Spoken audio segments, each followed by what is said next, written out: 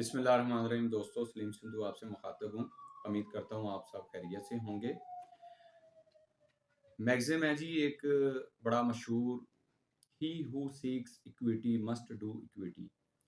तो इसका मतलब ये है, सादा ज़ुबान में मैं अर्ज़ करता चलूँ कि अल्लामा इक़बाल ने भी फ़रमाया था कि खुदा ने उस कौम की हालत नहीं बदली जिसे खुद ख़्याल ना हो अपनी हालत बदलने का। तो लॉ गैड के इशू पे मैं बात करना चाह रहा हूँ। इस वक़्त बहुत सारे मसाइल हैं जो आप दोस्तों की अदम दिलचस्पी जो है आपकी अमली उसमें जो शिरकत ना होने की वजह से वो हमें दरपेश हैं। इस वक़्त 5 चांसेस का बहुत बड़ा मसला है, जिसको हमने माँगा जितना था हमें मिला कम। अभी उसमें बहुत सारे दोस्त जो हैं अल्हम्दुलिल्लाह बेशक रिलीफ़ ले गए हैं, लेकिन बहुत सारे अभी इंतज़ार में हैं, मुंतज़र हैं रिलीफ़ के। तो हम आज भी उस बात पे कायम हैं कि ये 5 चांसेस ख़त्म होने चाहिए और इसके लिए आप लोगों को भी साथ आना चाहिए। सब लोग मुझे डेली कोई सैकड़ों के हिसाब से इनबॉक्स आता है कि जी इनबॉक्स में मैसेज क्या बना? यार आप लोग खुद भी यार कुछ कर लें। आप एक बात का यकीन कर लें कि ये मेरा ज़ाती मसला नहीं है और ना मुझे इसमें से कोई फाइनेंशियल गेन है, ना मैं इसकी कभी ज़िंदगी में माज़ी में कोई फ़ीस ली, ना अब ले रहा हूँ, ना इंशाल्लाह अल्लाह के फज़ल व करम से आइंदा लूँगा। मैं एक फ़ाइट फॉर जस्टिस के इस अपने जो स्लोगन है हमारा, इस पे यकीन रखता हूँ कि हमें जस्टिस के लिए फ़ाइट करना होगी। जस्टिस इस तरह से है इसमें कि कोई भी दुनिया का कानून आपको तलीम के हक़ से नहीं महरूम कर सकता। वो चांसेस पे कोई कदगन नहीं लगाई जा सकती।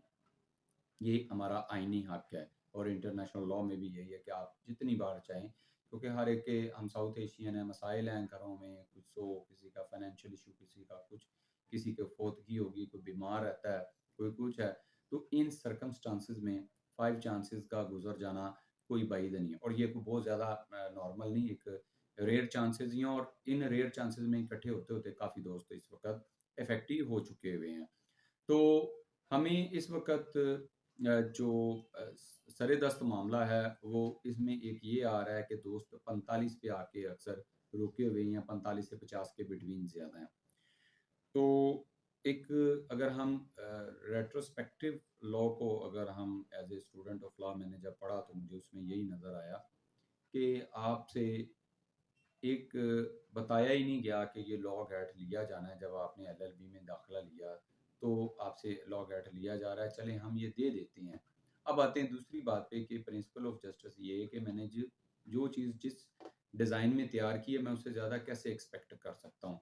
अब डिग्री यूनिवर्सिटी ने हमें 40% या 45% पे उनका क्राइटेरिया कि भी डिग्री दे दो स्टूडेंट को एलएलबी की। जब वो दे दिया, एचईसी ने रेगुलेट किया उसको। अब एचईसी ही उससे कहती है आप 50 नंबर दो या व्हाट्सएवर जो भी इदारे का हुक्म है। तो हमारी जनाब आजिज़ाना दरख़्वास्त ये है कि आप जितने पे आपने डिग्री दी है, उसी परसेंटेज पे आप लॉ ग्रेड को लें। क्योंकि जब आपने एक बंदे को पहले ही कहा कि चलो तुम 45% मार्क्स लो या 40% तो तुम्हें डिग्री दे देते हैं। अब वही सब्जेक्ट्स हैं, वही सब कुछ है, अब हम उससे 50 कैसे मान सकते हैं?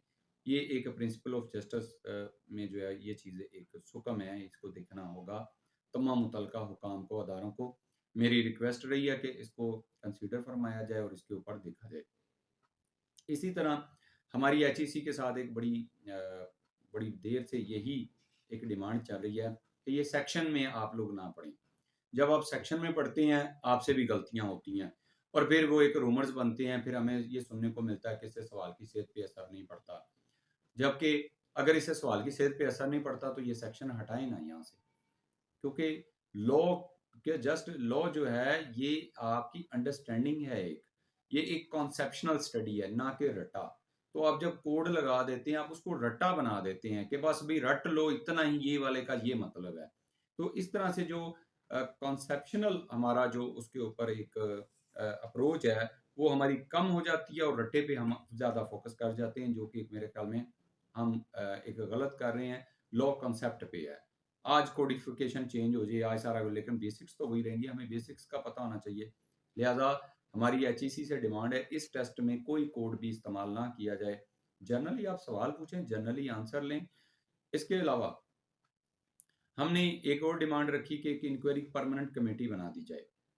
ठीक है, आपका सीक्रेसी का इशू है, आप उसको सीक्रेट रखें, कमेटी बनाएँ जो पहले पेपर को चेक करे कि कोई ऐसी एम्बिग्यूइटी इसमें तो नहीं है, कुछ ऐसे मामलात तो नहीं आएँगे जो कल को फिर स्टूडेंट्स जो हैं वो सरापा एहतजाज हों, एचईसी मेरे पाकिस्तान का अदारा है, मेरा अदारा है।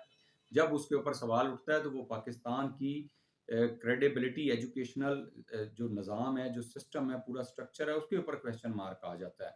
क्योंकि एचईसी जो है उसको पूरी दुनिया में जब हम जाते हैं तो एचईसी की रिकमेंडेशन वो मानते हैं। और अगर ऐसा अदारा खुद कंट्रोवर्शियल हो जाएगा, क्वेश्चनड हो जाएगा, तो मुझे बताएं हम कहाँ जाएंगे फिर।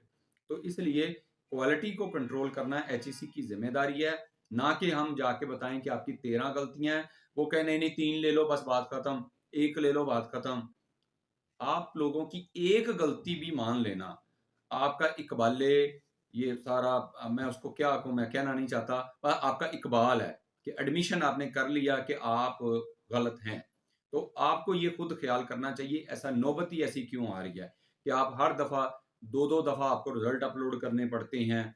क्या ये क्रेडिबिलिटी है एचईसी की? ये टेस्टिंग मशीन की क्रेडिबिलिटी है? कहाँ खड़ा है मेयार? ये तो टेस्ट मेयार चेक करने के लिए, तो आपका तो अपना मेयार क्वेश्चन है और आप मान रहे हैं। आप गलतियां मान कर उनके मार्क्स जब देते हैं तो आप एडमिट कर जाते हैं कि आपसे हो गई गलतियां, क्यों ऐसे हो रहा है? तो फिर ऐसी सूरत में स्टूडेंट क्यों सफर कर रहा है? इसलिए हमने कहा कि कमेटी बनाएं जो पहले भी चेक करे और पेपर होने के बाद फौरी चेक करे। क्वेश्चंस को शॉर्ट रखें, इतनी लंबी कहानियां ना रखें कि वो आपका जो 2 घंटे का पेपर है सर वो रीडिंग में चले जाए, तो उसके ऊपर वो अपनी अंडरस्टैंडिंग ही ना बना पाए कि मैंने किस टिक को दायरा लगाना है। बेशक कि इसमें भी बहुत सारे, अगर हम देखें टेक्निकली तो और रियलिटी पे जाएं, तो ये जो दायरे लगाने वाला है, आप कोई भी शीट एक पकड़े उसको दायरे लगा दें, उसके बाद जेन्युइन की के साथ चेक करें, आपके 30-35% तो वैसे ठीक हुए होते हैं, तो इस टेस्ट की क्या क्रेडिबिलिटी है? ये तो फिर एक तुक्का टेस्ट हुआ, तो इसलिए इस किस्म से इसमें भी जो है वो काम होने वाला है कि इसको मजीद बेहतर किया जाए। फिर हमारी डिमांड थी ट्यूटोरियल वीडियो कुछ ऐसा बनाया जाए। हर दफा माना गया, अमल नहीं। क्वेश्चन बैंक मांगा गया, वादा किया गया, अभी तक मिला नहीं। तो ये सारी क्या है, ये आप इन हालात में फिर आप टेस्ट ले रहे हैं, फिर आप गलतियां करेंगे, फिर आप इनके नंबर देंगे। क्यों ऐसा कर नहीं नंबर देंगे तो फिर दूसरे फॉर्म यूज किए जाएंगे अपना राइट लेने के लिए, फिर वो हमारी इसमें अदारा क्वेश्चन होगा। तो इसलिए खुदारा एचईसी से मेरी हाथ जोड़ के इस्तदा है, मैं चेयरमैन साहब आपसे इस्तदा करता हूँ, आपने मेरे साथ बैठ के सामने वादा किया था कि अब ऐसी नहीं होंगी, और ईटीसी के चेयरमैन साहब आपने भी मेरे साथ वादा किया था कि आइंदा गलतियां नहीं होंगी। फिर आपके 23 अक्टूबर वाले टेस्ट में हुई और आइंदा भी मुझे खर्चा है ये होंगी। तो आपकी क्योंकि अभी तक कोई प्रैक्टिकली इस पे के ऊपर कोई वर्क नजर नहीं आया हमें। उसके बाद जनाब हम ये इस चीज़ की डिमांड कर रहे हैं कि जो मार्क्स हैं, उनको वहाँ तक ले आएँ जहाँ तक आपने उसको डिग्री दे दी। ये एक सबसे बेहतरीन जो है वो जस्टिस का निज़ाम है, वरना ये इनजस्टिस है। और इसके अलावा आपके जो एचईसी के इस वक़्त बहुत सारे ऐसे सेंटर्स हैं, आपको बखूबी पता है कि वहाँ पर क्या हो रहा है, पेपर किस तरह बिक रहा है। चलें हम आपको बेचने की बात छोड़ते हैं। मेरे पास वो पेपर का आ जाना थ्रू इंटरनेट, जो कोई भी असेस करता है, गूगल पे लिखता है, यूट्यूब पे लिखता है, वहाँ पास पेपर पड़े हुए हैं।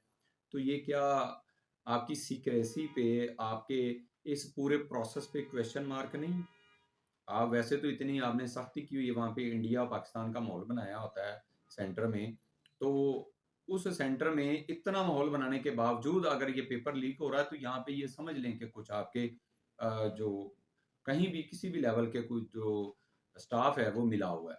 और अगर वो मिला हुआ है तो बगैर कंसिडरेशन को तो नहीं ना मिला, हर कोई ना कोई उनको फाइनेंशियल गेन है, फाइनेंशियल गेन कर रहे हैं वो।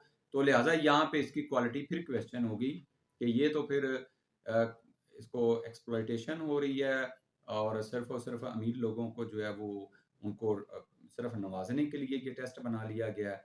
तो इसलिए खुदारा इन चीज़ों को देखें, टेस्ट लीकेजेस को ख़त्म करें और एक मेरिट पे लेके आएँ सारे मामलात को।